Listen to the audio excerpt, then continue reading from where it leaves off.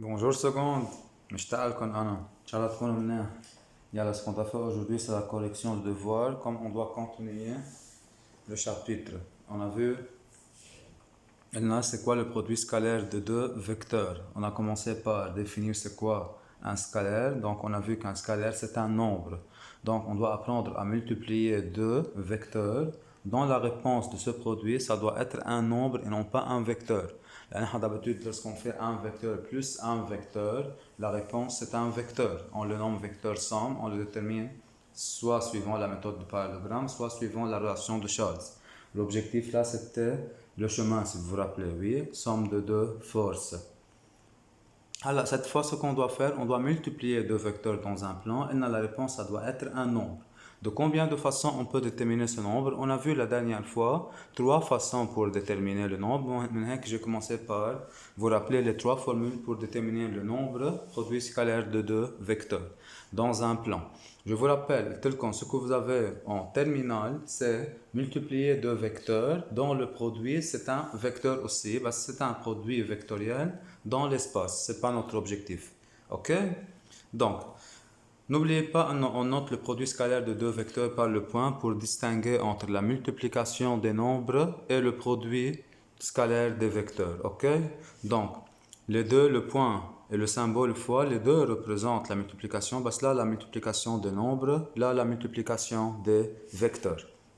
Donc, la première formule pour déterminer alors le produit scalaire de deux vecteurs, c'est le module du premier vecteur fois le module du deuxième vecteur fois cosinus alpha, avec alpha c'est l'angle formé par les deux vecteurs à condition que alpha soit l'angle géométrique.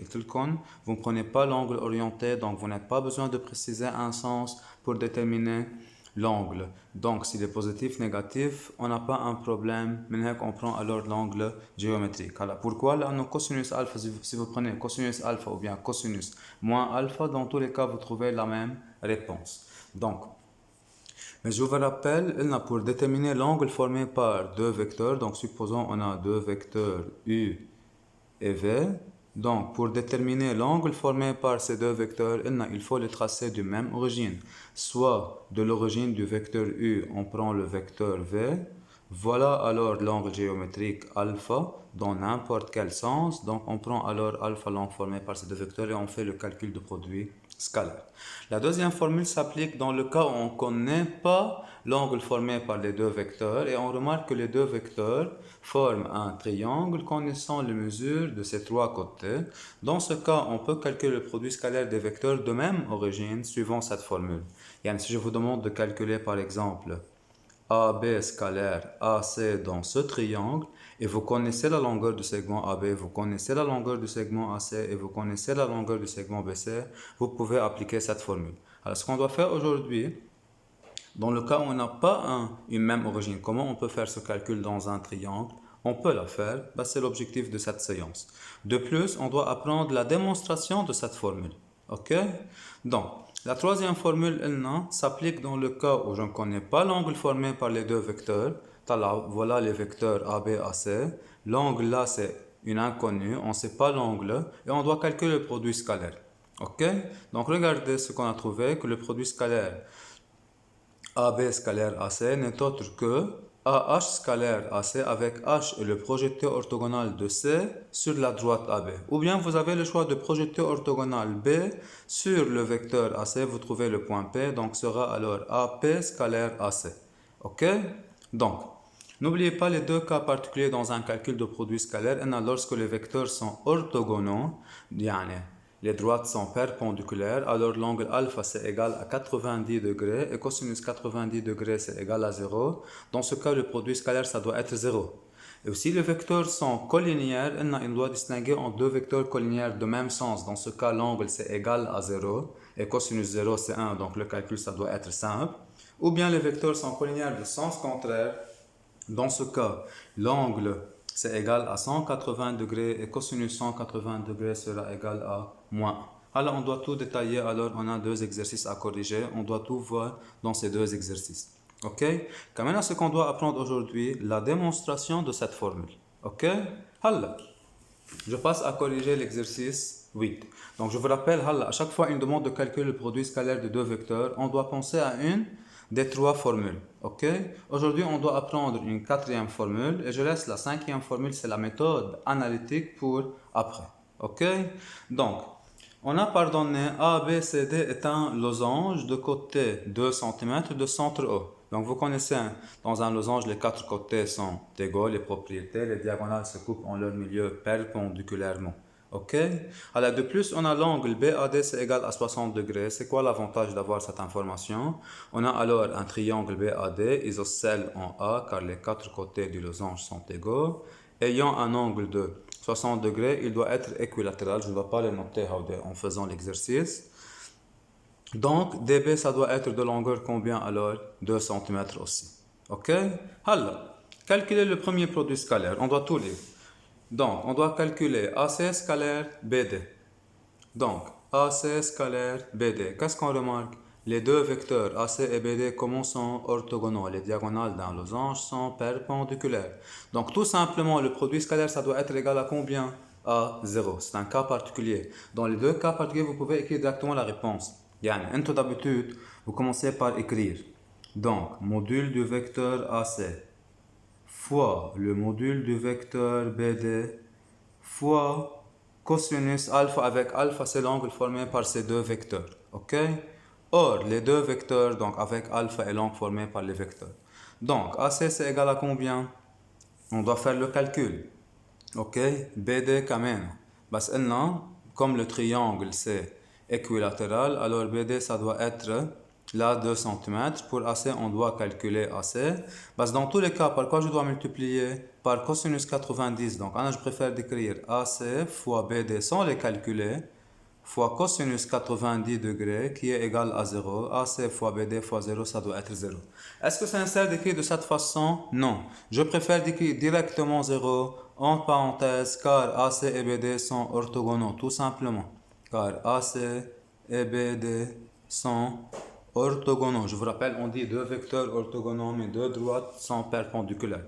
Donc, lorsque vous avez l'un des cas particuliers, c'est-à-dire les vecteurs sont orthogonaux ou bien collinéaires, vous pouvez directement écrire la réponse. Alors, on doit calculer AB scalaire AD. Donc, on a un produit scalaire de deux vecteurs de même origine là. Ok? Donc, AB scalaire AD. Là, on peut appliquer deux méthodes parmi les trois. Pourquoi? Donc, on a un produit scalaire à calculer. Le module de chaque vecteur c'est connu, 2 et 2, et l'angle formé par ces deux vecteurs c'est connu. Donc, on doit avoir alors AB, donc c'est-à-dire c'est le module du vecteur AB, fois AD, c'est-à-dire le module du vecteur AD. Si vous préférez, je peux écrire module du vecteur AB, fois le module de vecteur AD, fois cosinus alpha avec alpha, c'est l'angle formé par ces deux vecteurs, c'est l'angle BAD alors.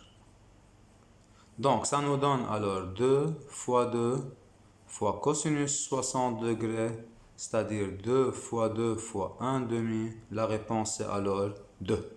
Donc, c'est la méthode qui est basée sur la première formule. Ou bien, qu'est-ce qu'on remarque? AB et AD se trouvent dans un triangle connaissant les mesures de deux de ses côtés. Donc, qu'est-ce qu'on dit alors dans le triangle ABD qui est équilatéral? Donc, AB scalaire AD n'est autre que un demi-facteur AB au carré plus AD au carré moins BD au carré. Et vous trouvez un demi-facteur 4 plus 4 moins 4, vous trouvez aussi le nombre 2. Donc je répète, c'est quoi l'importance de ce nombre? C'est pour après. Ok? Je vous rappelle que ce nombre n'a pas une unité, c'est égal à 2, c'est pas 2 cm. Alors on passe à calculer BA scalaire BC. Donc, est-ce que le module de vecteur BA c'est connu? Oui. Le module de vecteur BC c'est connu? Oui, c'est 2 cm. Est-ce que l'angle formé par ces deux vecteurs c'est connu? Oui, on peut le terminer là. Le triangle ABD c'est équilatéral, donc cet angle c'est égal à 60 degrés. Ce triangle c'est aussi équilatéral, donc cet angle c'est aussi égal à 60 degrés. Donc l'angle formé par ces deux vecteurs c'est 120 degrés. Donc on applique alors la première formule. Donc c'est module de vecteur BA fois le module du vecteur BC fois cosinus de l'angle formé par les vecteurs, c'est l'angle ABD. Je vous rappelle, on prend l'angle géométrique. Si vous écrivez ABD ou bien CB, ABC, sorry. ABC ou bien CBA, c'est la même chose, rien ne change. Donc, qu'est-ce qu'on doit avoir alors? 2 fois 2 fois cosinus 120 degrés. Or, 120 degrés n'est pas un angle remarquable, on doit le décomposer 180 degrés moins 60 degrés, c'est cosinus pi moins alpha, c'est moins cosinus alpha. Donc c'est 4 fois moins cosinus 60 degrés qui est moins 1/2. Donc on doit avoir alors moins 2. Alors pourquoi là on a trouvé une réponse positive tandis que là on a trouvé une réponse négative? L'avantage c'est préciser la nature de l'angle formé par les deux vecteurs. Là l'angle formé par les vecteurs c'est aigu, c'est pour cela le produit c'est positif. L'angle formé par les deux vecteurs c'est obtus, c'est pour cela le produit scalaire c'est négatif. Le premier cas, l'angle c'est égal à 90 degrés, donc c'est un angle droit, alors le produit scalaire ça doit être nul. Alors on doit calculer DO scalaire DA. Donc, DO scalaire DA. Donc, dans ce calcul, on peut appliquer toutes les formules. DO c'est connu. Dans un triangle équilatéral, la hauteur c'est en même temps une médiane, donc DO ça doit être égal à 1 cm. DA c'est connu, c'est 2 cm. L'angle ADO c'est égal à 60 degrés car le triangle c'est équilatéral. Donc on peut appliquer alors la première méthode, je veux l'écrire rapidement. Ça doit être égal à 1 fois 2 fois cosinus 60 degrés. Vous trouvez comme réponse 1 fois 2 fois 1/2. Donc la réponse c'est 1. Voilà la première méthode. Alors on doit essayer d'appliquer une autre méthode. Regardez qu'est-ce qu'on remarque. On a un produit scalaire de deux vecteurs de même origine. Donc si les deux vecteurs se trouvent dans un triangle connaissant les mesures des trois côtés, on peut faire le calcul. Et si je peux projeter orthogonalement l'un sur l'autre, je peux aussi calculer le produit scalaire. Regardez, dans le triangle DAO, DA c'est connu, DE c'est connu, AO ce n'est pas connu parce qu'on peut le calculer. Donc, ou bien dans le triangle rectangle là, AOD, ou bien en fait c'est un triangle semi-équilatéral, ou bien c'est la hauteur dans un triangle équilatéral. Dans tous les cas, vous trouvez la réponse. Ok? Alors, là, c'est un calcul qui est un peu long là. Il faut calculer AO pour pouvoir calculer le produit scalaire. Parce que regardez ce qu'on peut faire. Si je projette orthogonalement le point A sur le vecteur DO, qu'est-ce que je dois avoir? Quel point? O. Qu'est-ce qu'on doit avoir là? C'est DO scalaire DO. Donc je répète, qu'est-ce que j'ai fait? J'ai projeté orthogonalement. N'oubliez pas, c'est un produit scalaire de deux vecteurs de même origine. Donc je projette orthogonalement le point A sur le vecteur DO. Qu'est-ce que je remarque? C'est le point O. Donc je remplace alors le point A par le point O. On doit avoir DO scalaire DO. Donc que signifie DO scalaire DO? Je veux vous donner une remarque. DO scalaire DO n'est autre que, donc lorsqu'on dit 5 fois 5, c'est 5 au carré. A fois A, c'est A au carré. C'est pareil, DO scalaire DO, on peut dire c'est DO au carré. C'est-à-dire, en fait, ça doit être la longueur du segment DO fois la longueur du segment DO. Or, les vecteurs sont collinaires de même sens, il y a une fois cosinus 0 qui est égal à 1. Donc la réponse, ça doit être égal à DO au carré. C'est 1 au carré. La réponse, c'est alors 1. Comme on a trouvé par la première méthode. Alors, la première, c'est plus simple pour vous. Parce que vous ne savez pas quelle formule vous appliquez dans un calcul. Ok? Donc, écrivez cette remarque devant vous si vous voulez. Donc, lorsque vous avez alors un vecteur U scalaire, un vecteur U, vous trouvez comme réponse, c'est le module du vecteur U au carré. Alors, en fait, c'est module de U fois cosinus 0, car les vecteurs U et U sont collinaires de même sens. Alors, il nous reste deux derniers calculs, je les fais. Donc, le dernier calcul, c'est OD scalaire OB. Donc, cinquièmement alors, OD scalaire OB. Donc, OD scalaire OB. Qu'est-ce qu'on remarque? On a un produit scalaire de deux vecteurs de même origine. Or, comment sont les deux vecteurs Tallao? Les vecteurs sont collinéaires, mais de sens contraire. Donc, quel est l'angle formé par ces deux vecteurs? C'est un angle plat. Donc, qu'est-ce qu'on doit faire tout simplement? C'est module fois cosinus 180 degrés. Or, DO c'est égal à 1, OB c'est égal à 1 et on fait le calcul. Donc, qu'est-ce qu'on doit avoir alors? Donc, c'est module du vecteur OD fois module du vecteur OB fois cosinus 180 degrés. C'est 1 fois moins 1. Donc, la réponse c'est moins 1. Quand même, vous pouvez faire un calcul plus rapide. Vous dites tout simplement, c'est égal à OD fois OB fois moins 1. Rapidement, en parenthèse, vous dites les vecteurs sont collinéaires de sens contraire. Le dernier calcul, c'est AD scalaire CB. Donc, sixièmement, AD scalaire CB. Donc, regardez les vecteurs AD et CB. AD et CB sont aussi collinéaires, mais de sens contraire. AD c'est vers le bas, CB c'est vers le haut. Donc, qu'est-ce qu'on doit avoir rapidement? C'est AD fois CB fois moins 1 directement. AD fois CB fois moins 1. Donc, c'est 2 fois moins 1, c'est moins 4. Ok? Donc, c'est suffisant d'écrire de cette façon. Entre les parenthèses, vous dites les vecteurs sont collinéaires de sens contraire. Je passe à corriger l'exercice 9 maintenant. Donc, numéro 9. Donc, même principe, on a une figure et on a des produits scalaires à calculer. Je dois faire un calcul rapide là. Je ne veux plus écrire de détails de calcul. Donc, pardonnez, on a A, B, C, D, c'est un carré. De côté, 2 cm de centre. Donc, toutes les propriétés du carré sont vraies.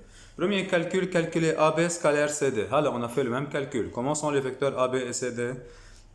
Ils sont collinéaires de sens contraire, donc on a un calcul simple, c'est un cas particulier. Directement vous écrivez, c'est AB fois CD fois moins 1. En parenthèse, vous dites AB et CD sont collinéaires de sens contraire. Donc la réponse, ça doit être moins 4. On doit calculer AC scalaire BD. Or, comment sont les diagonales d'un carré? Donc les diagonales sont perpendiculaires, alors les vecteurs sont orthogonaux, le produit scalaire c'est égal alors à 0. En parenthèse, AC et BD sont orthogonaux. Ok?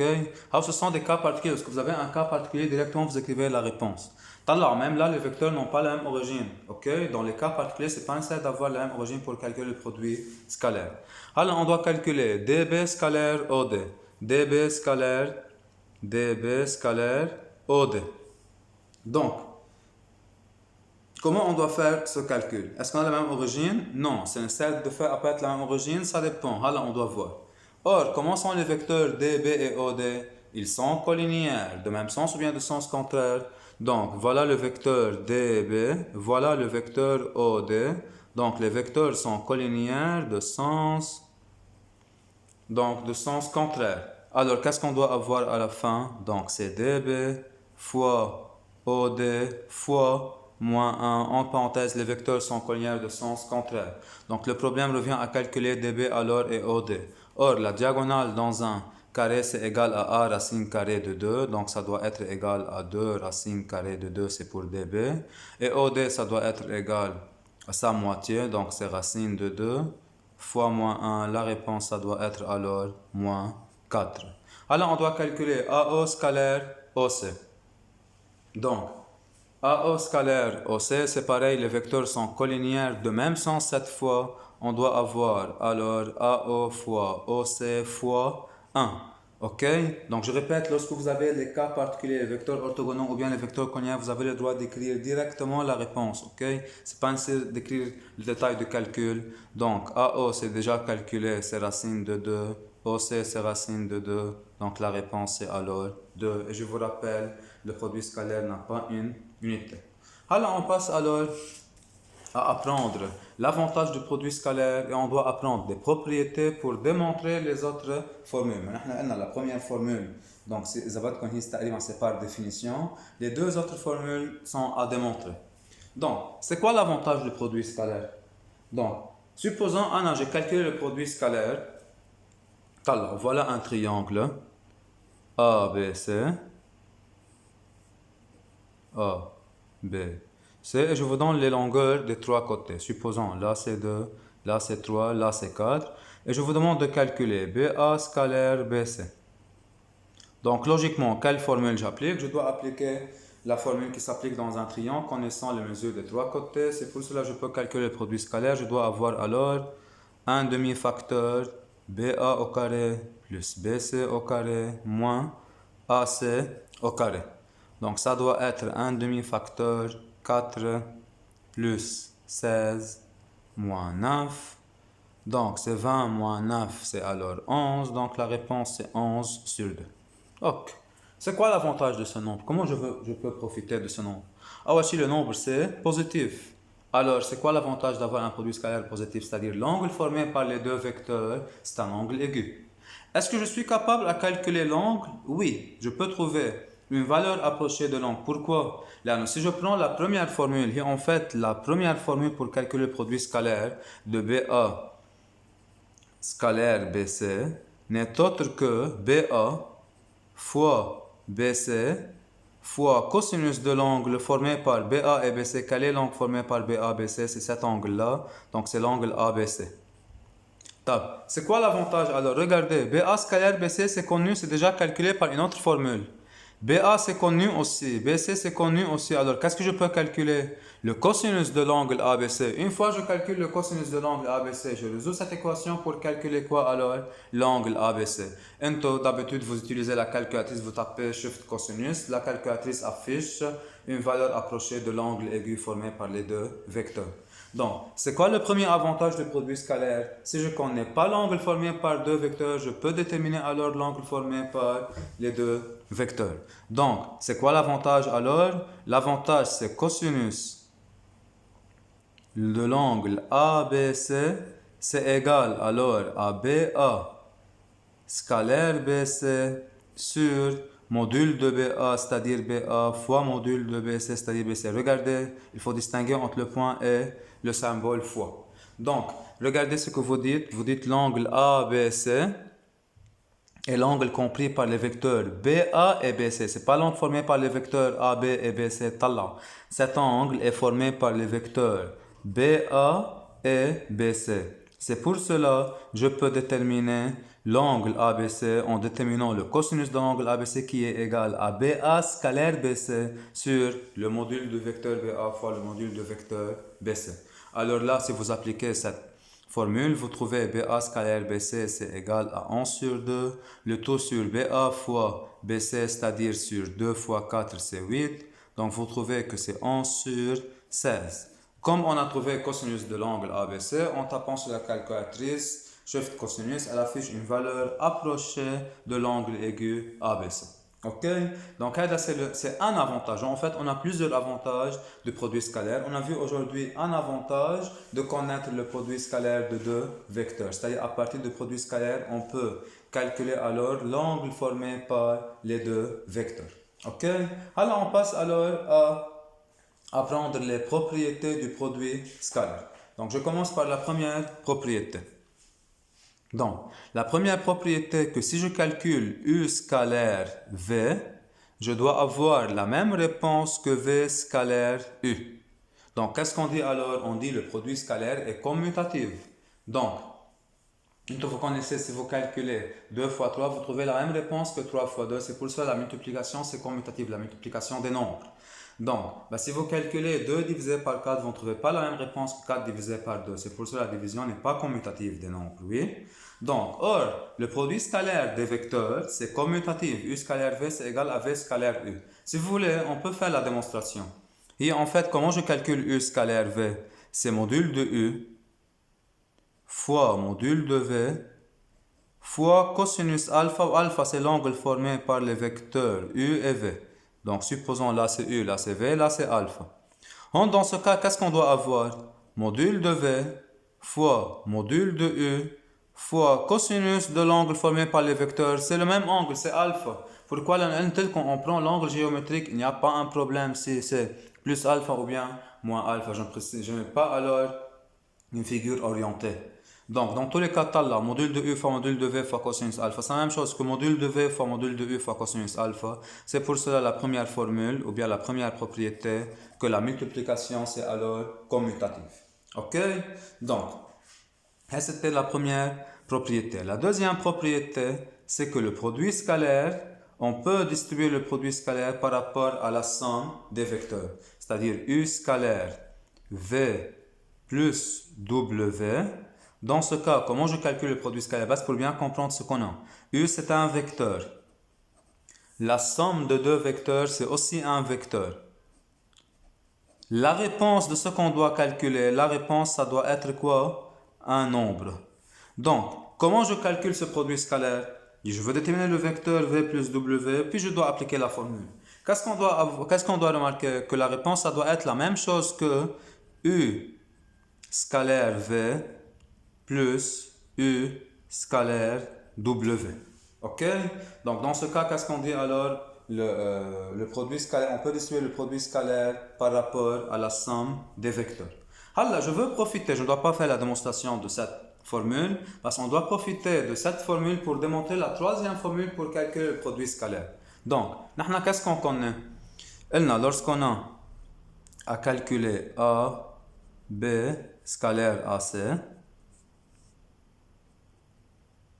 on doit avoir la même réponse que AH scalaire AC. Donc, démontrer alors que AB scalaire AC, c'est égal à AH scalaire AC. Point d'interrogation. Donc, qu'est-ce qu'on a à démontrer alors? Une égalité. Une égalité entre quoi? Entre deux nombres. Ok? Donc, comment vous démontrez une égalité? Vous calculez le premier nombre pour avoir le deuxième nombre, ou bien vous calculez chaque nombre à part, vous trouvez la même réponse. Ok? Donc, supposons je commence par calculer alors AB scalaire AC. C'est une formule, oui? Mais je veux la démontrer. Donc, AB scalaire AC, je dois faire un calcul de plusieurs étapes pour avoir à la fin AH scalaire AC. Qu'est-ce qu'on remarque? On a AB scalaire AC, là à la fin on doit avoir AH scalaire AC, on doit conserver le vecteur AC, on doit éliminer le vecteur AB ou bien le décomposer et faire apparaître AH. Comment je peux passer de A jusqu'à B? Je peux passer de A jusqu'à H puis de H jusqu'à B. Donc d'après Charles, je remplace le vecteur AB par AH plus HB. N'oubliez pas, quel est mon objectif? C'est faire apparaître le vecteur AH. Alors, qu'est-ce qu'on peut faire? On peut distribuer alors le produit scalaire par rapport à la somme. Qu'est-ce qu'on doit avoir? AH scalaire AC plus HB scalaire AC. AH scalaire AC, ce qu'on doit faire apparaître. Donc, c'est AH scalaire AC. Logiquement, ce produit scalaire, ça doit être nul. On doit vérifier. Comment sont les vecteurs HB et HC? Ils sont orthogonaux. Donc, le produit scalaire, ça doit être module fois cosinus 90, ça doit être alors est égal à 0. Donc, la réponse, c'est alors AH scalaire AC. C'est la démonstration de la troisième formule qu'on a vue avant. Ok? Donc, la première propriété que la multiplication ou bien le produit scalaire, c'est commutative. Là, on peut distribuer le produit scalaire par rapport à la somme des vecteurs. Donc, troisième propriété.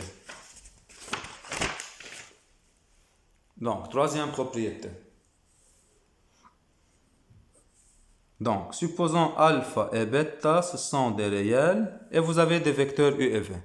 Donc, si vous avez à calculer alpha u scalaire bêta v, regardez ce qu'on doit avoir. Donc, alpha u, c'est un vecteur. Bêta v, c'est un vecteur, oui. Lorsque vous multipliez un vecteur par un réel, vous trouvez un nouveau vecteur qui est collinéaire au premier. La réponse, ça doit être égal à quoi alors? Ça doit être égal à un nombre. Alors, comment je peux déterminer ce nombre? Regardez ce qu'ils ont proposé. Vous multipliez les réels, vous faites alpha fois bêta fois le produit scalaire de U et V. Donc, je vous donne un exemple simple. Supposons on doit calculer 2U scalaire 3V. Comment vous pouvez faire ce calcul? Vous multipliez 2 fois 3, puis vous multipliez 2 fois 3 par le produit scalaire.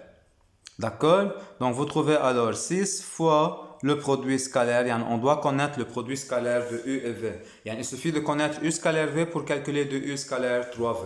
Donc, awashi, c'est logique. Ce que j'ai trouvé dans la formule, oui. Alpha fois bêta, c'est quoi? C'est un nombre.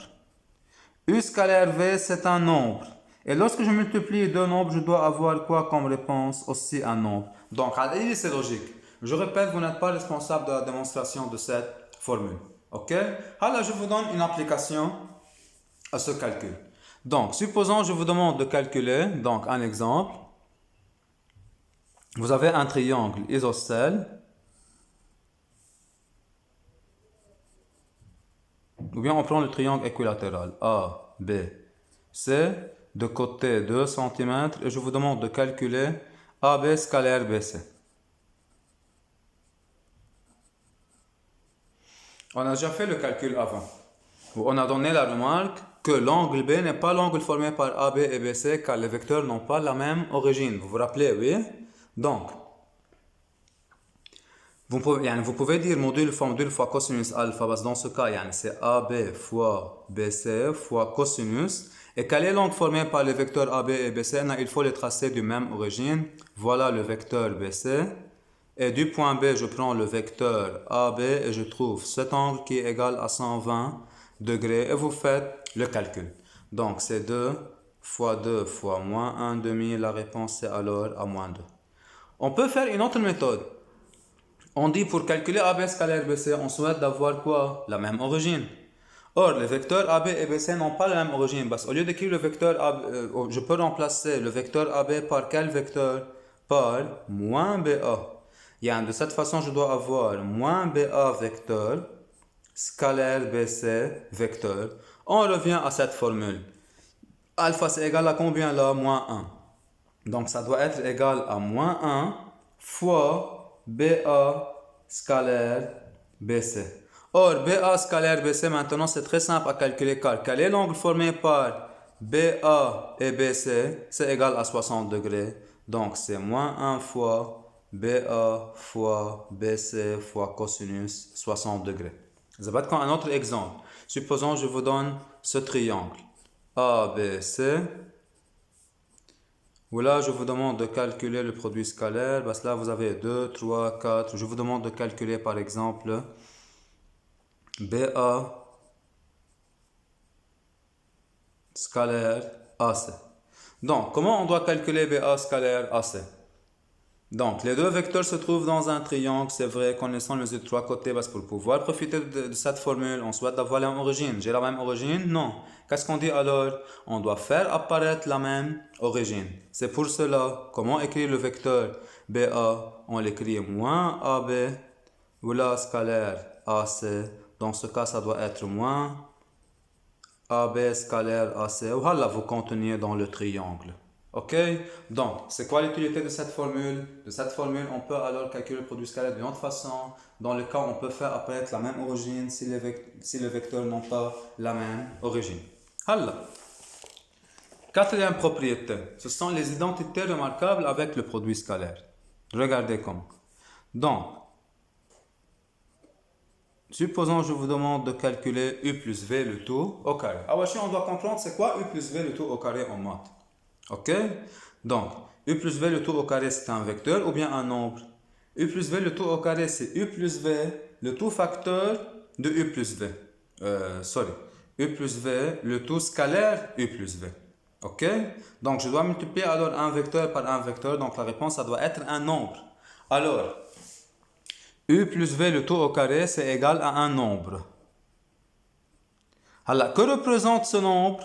C'est le module de vecteur U plus V le tout au carré. Pour ceux qui ont oublié, supposons un vecteur S au carré, on a déjà fait le calcul avant, c'est le module de vecteur S au carré. Donc, U plus V le tout au carré, c'est un nombre. Que représente ce nombre? C'est le module de vecteur U plus V, le tout au carré. Alors, comment je dois déterminer ce nombre? Donc, regardez comment on peut calculer ce nombre. Donc, où en fait, c'est U plus V, le tout scalaire, U plus V. Qu'est-ce qu'on peut faire alors? On peut distribuer le produit scalaire par rapport à la somme. On doit avoir U scalaire U, c'est U au carré, plus U scalaire V, plus V scalaire U, plus V scalaire V, c'est-à-dire V au carré. Alors, le produit scalaire, c'est commutatif. Donc, U scalaire V, c'est égal à V scalaire U. Donc, on doit avoir U au carré plus 2U scalaire V plus V au carré. Comment on peut l'écrire? Si vous voulez, on peut remplacer U au carré par quoi? Par module de vecteur U au carré plus 2U scalaire V plus module du vecteur V au carré. Ok? Donc, voilà alors cette formule. Donc, comment on peut faire un calcul avec les identités remarquables? C'est comme vous travaillez avec les nombres. Si c'est logique ou non, on a déjà proposé que la réponse, ça doit être un nombre. Module de U au carré, c'est un nombre. U scalaire V, c'est un nombre. Module de V au carré, c'est un nombre. Donc, la réponse, c'est un nombre. C'est pareil pour les autres identités remarquables. Donc, si vous avez alors U moins V le tout au carré, ça doit être égal alors à U au carré moins 2U scalaire V plus V au carré. Donc, ou bien vous dites U au carré moins 2U scalaire V plus V au carré, ou bien vous dites module de vecteur U au carré moins 2U scalaire V plus V au carré. Et c'est pareil pour la troisième identité remarquable, U moins V le tout scalaire de U plus V, ça doit être U au carré moins V au carré, c'est-à-dire module de vecteur U au carré moins module de vecteur V au carré. Voilà, je passe à démontrer la deuxième formule du produit scalaire. Ok? Donc, regardez ce qu'on doit faire. Je veux prendre la première, donc U plus V le tout au carré,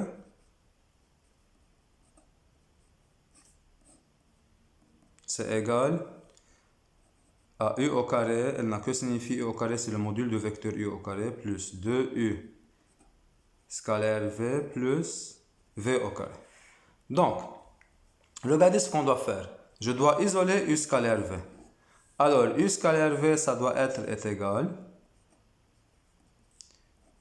le vecteur U plus V le tout au carré, moins le vecteur U au carré, moins le vecteur V au carré, le tout divisé par 2. Ok? Alors, que signifie le tout divisé par 2? C'est un demi-facteur. Donc, si vous voulez, on peut l'écrire. C'est un demi, le tout facteur